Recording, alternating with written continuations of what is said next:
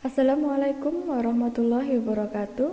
Selamat pagi dan semangat pagi. Jumpa lagi kita pada video kali ini. Nah, untuk video kali ini, Ibu akan melanjutkan pembahasan materi yang sudah kita bahas pada video sebelumnya. Pada video sebelumnya, kita sudah membahas posisi strategis Indonesia berdasarkan letaknya, yaitu letak astronomis, letak geografis, dan letak geologis.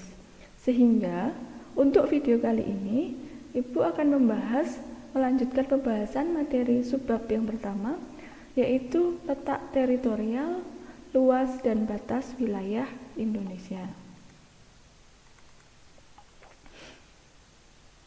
Oke. Nah, yang akan kita bahas pertama kali adalah letak teritorial. Mungkin di sini ada yang belum tahu maksud dari teritorial ini apa. Jika sebelum kita masuk ke pembahasan ya, letak teritorial Indonesia itu apa saja, kita membahas dulu sedikit menyinggung dulu mengenai arti dari teritorial, sehingga konsep tentang letak teritorial ini bisa kalian pahami dengan lebih baik lagi. Jika kita merujuk pada Kamus Besar Bahasa Indonesia, teritorial ini adalah bagian wilayah atau daerah hukum suatu negara. Teritorial adalah bagian wilayah atau daerah hukum suatu negara. Oke. Jadi, jika kita membahas letak teritorial kali ini, yang akan kita bahas ini adalah letak wilayah Indonesia. Letak wilayah Indonesia yang memiliki kekuatan hukum internasional sehingga mampu melindungi kedaulatan negara Republik Indonesia, yang mana negara Indonesia ini berbentuk kepulauan. Sehingga kita perlu batasan-batasan yang memiliki kekuatan hukum untuk melindungi kedaulatan kita. Oke, kita masuk pada pembahasannya.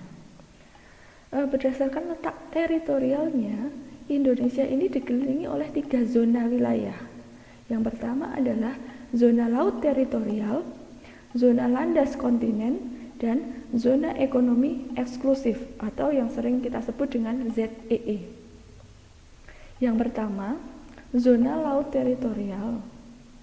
Zona laut teritorial ini, jika kalian mengamati gambar ilustrasi di sini, yang berwarna coklat ini adalah daerah kepulauan, daerah daratan suatu pulau. Sedangkan yang ini adalah wilayah perairannya. Dan laut teritorial ini diukur sejauh 12 mil, ditarik dari garis pangkal pulau paling luar wilayah Indonesia ke arah laut bebas sejauh 12 mil. Ingat, ditarik 12 mil itu dari garis pangkal pulau paling luar, garis pantai paling luar. Paling luar itu diukur dari ketika surutnya air laut. Jadi, jika ini Pulau Sumatera, maka garis pangkalnya diukur dari kepulauan-kepulauan yang berada di sisi barat Pulau Sumatera ini. Ini adalah pulau-pulau terluar, maka diukurnya dari pulau-pulau terluar ini ke arah laut bebas sejauh 12 mil. Nah, di laut teritorial ini kita mempunyai batas kedaulatan penuh atas udara, dasar laut, dan tanah yang ada di bawahnya sejauh 12 mil tadi. Nah, kedaulatan itu apa? Jadi, kita mempunyai kekuasaan penuh atas wilayah dari udara, dasar laut hingga tanah di bawah sejauh 12 mil. Jadi, zona teritorial ini tidak hanya terbatas pada wilayah perairannya saja, tetapi dasar laut dan tanah di bawahnya serta wilayah udara yang berada di atas sejauh 12 mil tadi. Sehingga kaitannya tidak hanya pada jalur pelayaran, tetapi juga jalur transportasi udara. Gambarannya, ketika kalian mempunyai rumah dan rumah kalian itu mempunyai pagar, maka pagar rumah kalian itulah yang disebut dengan, dari depan rumah kalian hingga ke pagar inilah yang disebut dengan wilayah teritorial kalian. Ketika ada orang asing tidak kalian kenal, tidak ada janji sebelumnya, maka kalian berhak menegur, berhak melarang orang tersebut untuk masuk ke wilayah teritorial kita, untuk masuk ke halaman rumah kita. Gambaran sederhananya seperti itu mengenai laut teritorial. Oke. Kemudian yang kedua adalah landas kontinen, zona landas kontinen. Ingat, fokus pada daerah coklat yang ada di bawah ini. Landas kontinen, garis pangkalnya sama dengan laut teritorial tadi. Garis pangkalnya sama, diukur dari garis pangkal pulau paling luar di wilayah Indonesia, ditarik ke arah laut bebas sejauh 200 mil. Ingat, 200 mil. Nah, kalau teritorial tadi kita punya hak udara, perairan, tanah sampai ke dasar laut. Nah, untuk landas kontinen ini hak kita adalah dasar laut dan tanah di bawah sejauh 200 mil. Hak kedaulatan kita apa? Hak kekuasaan kita apa di landas kontinen ini? Jangan kira bahwa di dasar laut itu tidak diperhatikan wilayah hukumnya. Justru di bawah laut kita ini mempunyai potensi yang amat sangat banyak yang bisa negara manfaatkan untuk kemakmuran rakyat. Jadi, di landas kontinen ini, di dasar laut dan di tanah yang di bawahnya sejauh 200 mil ini, kita mempunyai hak daulat penuh untuk melakukan eksplorasi dan eksploitasi sumber daya alam. Bedanya eksplorasi dan eksploitasi itu apa? Jika eksplorasi, kita mempunyai hak untuk mencari tahu, menjelajah dan meneliti. Apa sih yang ada di dasar laut kita? Apa sih yang dimiliki di dasar laut kita? Kemudian apa yang bisa kita manfaatkan dan sebanyak apa yang kita miliki? Kita mempunyai hak untuk melakukan itu. Nah, kalau data-data sudah terkumpul, apa saja yang kita miliki, berapa banyak yang kita miliki, bisa kita manfaatkan untuk apa saja, maka kita bisa melanjutkan pada tahap eksploitasi. Apa itu eksploitasi? Ini adalah tahap pada pemanfaatan. Maka kita bisa memanfaatkan sumber daya alam yang sudah kita ketahui tadi, sumber daya alam yang ada di dasar laut sejauh 200 mil tadi. Kira-kira apa sih yang kita bisa manfaatkan dari dasar laut itu? Ada yang pernah dengar Bunaken? Bunaken itu wisata dasar laut. Kalian bisa menyelam ke bawah, menikmati terumbu karang, keindahan terumbu karang di Indonesia, dan menikmati indahnya taman laut yang ada di Indonesia. Itu pemanfaatan dari sudut pandang pariwisata. Belum lagi nanti pemanfaatan dari sudut pandang ilmu pengetahuan untuk riset, teknologi, dan kepentingan pemanfaatan sumber daya alam yang ada di situ, serta pemanfaatan kekayaan sumber mineral, kekayaan mineral yang ada di dasar laut kita. Mungkin bisa dimanfaatkan, mungkin ada potensi minyak mentah di situ, sehingga kita bisa melakukan eksploitasi, bisa memanfaatkan sumber daya itu. Nah, di zona landas kontinen ini agak sedikit berbeda dengan laut teritorial.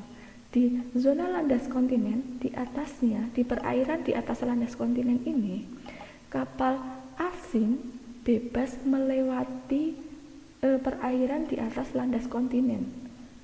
Monggo, kalau mau lewat sliwer tidak apa-apa, tetapi untuk pemanfaatan yang ada di daerah zona landas kontinen itu harus melalui izin dari pemerintah Indonesia. Begitu. Kemudian yang ketiga adalah zona ekonomi eksklusif. Zona ekonomi eksklusif ini ditarik sejauh 200 mil dari ujung pangkal pulau paling luar di Indonesia.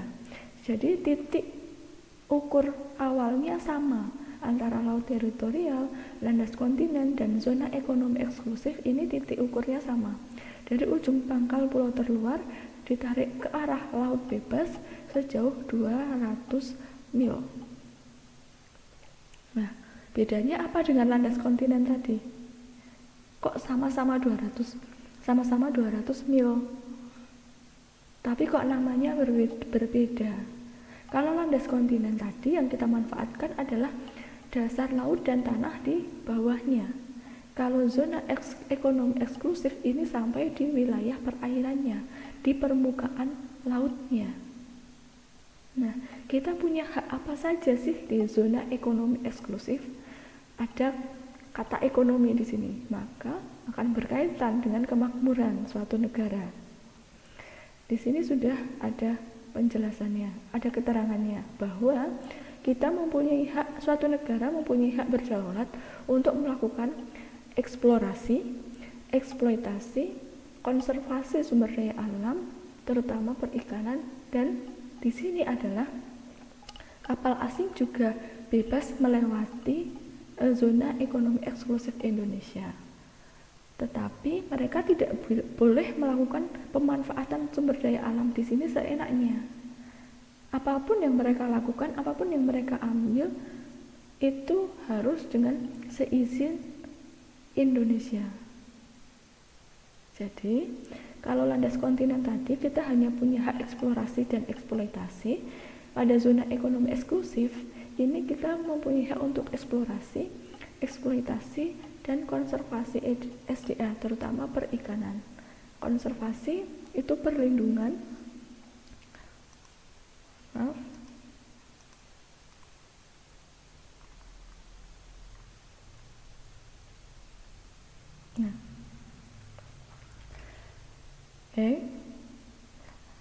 Jadi Ibu ringkas lagi, ada letak teritorial Indonesia, ada 3 zona: zona laut teritorial, zona landas kontinen, dan zona ekonomi eksklusif.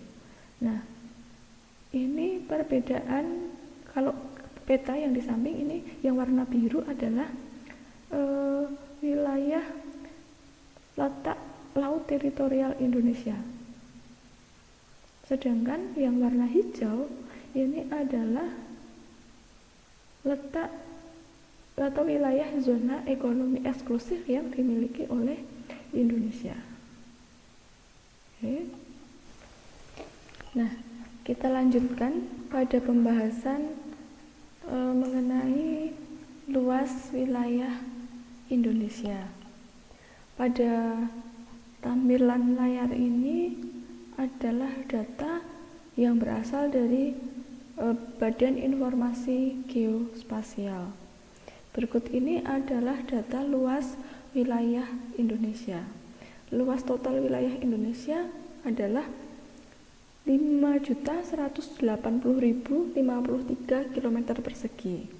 Jika kita lihat rinciannya, perbandingan antara luas daratan dan luas perairannya, di sini kita lihat angkanya. Untuk luas daratannya berkisar 1.922.570 km persegi.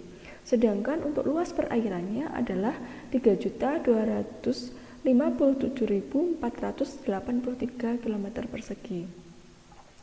Jika kita ambil perbandingan sederhananya, maka perbandingan antara luas daratan dan luas perairan adalah hampir 2:3.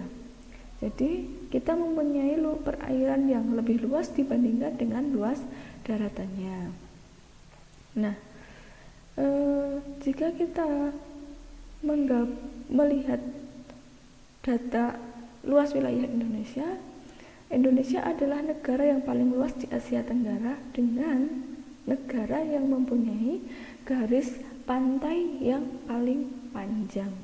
Sehingga secara data kita mempunyai potensi perairan yang amat sangat kaya jika dibandingkan dengan negara-negara lain di Asia Tenggara.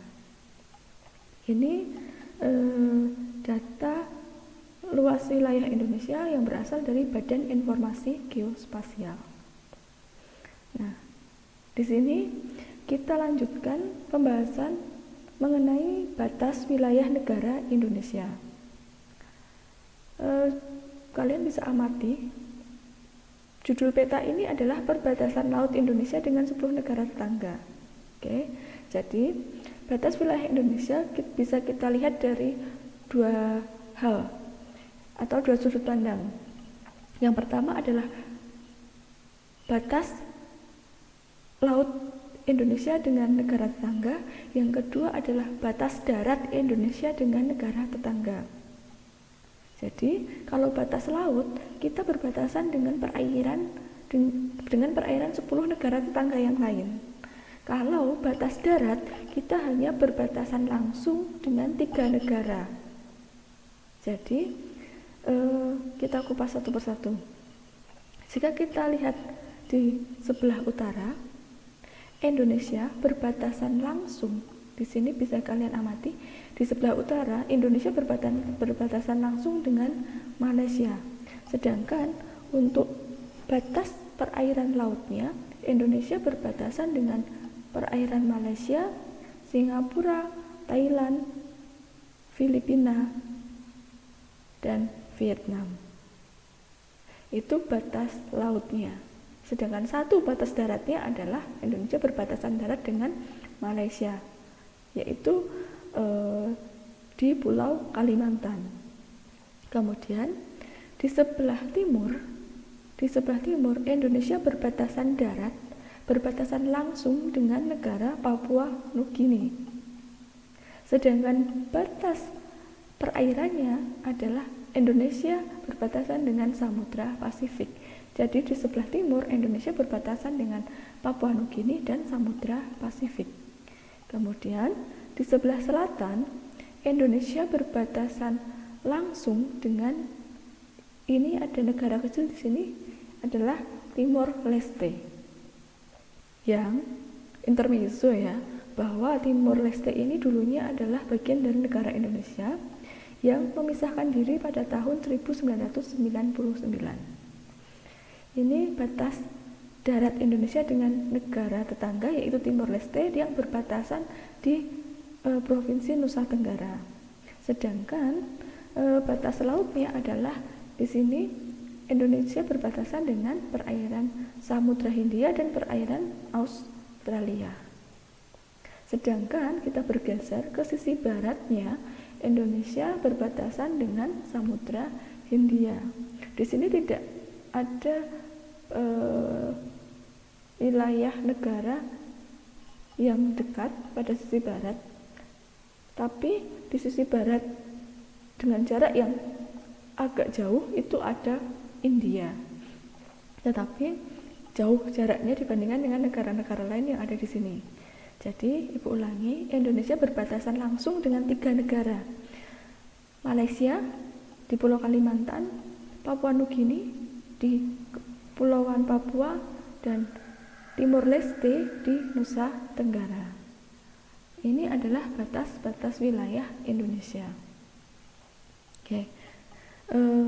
Untuk penghujung video kali ini, kalau kita ingat tadi pada pembahasan letak teritorial, kita memperoleh informasi bahwa batas zona teritorial Indonesia itu adalah sejauh 12 mil ditarik dari garis pangkal pulau terluar Indonesia ke arah laut bebas sejauh 12 mil. Kemudian faktanya ketika kita melihat di sini, Indonesia berbatasan laut dengan beberapa negara tetangga, misalnya Singapura dan Malaysia. Tetapi jarak antara daratan Indonesia dengan negara-negara tetangga ini amat sangat sempit. Nah, studi kasus, apabila ternyata jika ditarik garis ke arah luar dari pulau terluar di Indonesia, jaraknya tidak mencapai 12 mil. Jadi sebelum 12 mil ini sudah nabrak negara tetangga. Maka bagaimana cara kita menentukan batas zona teritorial kita dengan negara lain apabila jarak laut negara kita itu tidak sampai 12 mil dengan negara tetangga. Nah, coba kalian cari tahu bagaimana memecahkan kasus ini, bagaimana menentukan batas laut teritorial jika kasusnya seperti ini. Kalian cari tahu, kemudian kalian bisa sampaikan hasilnya, kesimpulan yang kalian peroleh itu melalui chat group. Ini sifatnya tidak terikat, jadi kalian bisa sampaikan itu kapan saja. Batasnya adalah sampai pertemuan kita pada pertemuan yang berikutnya.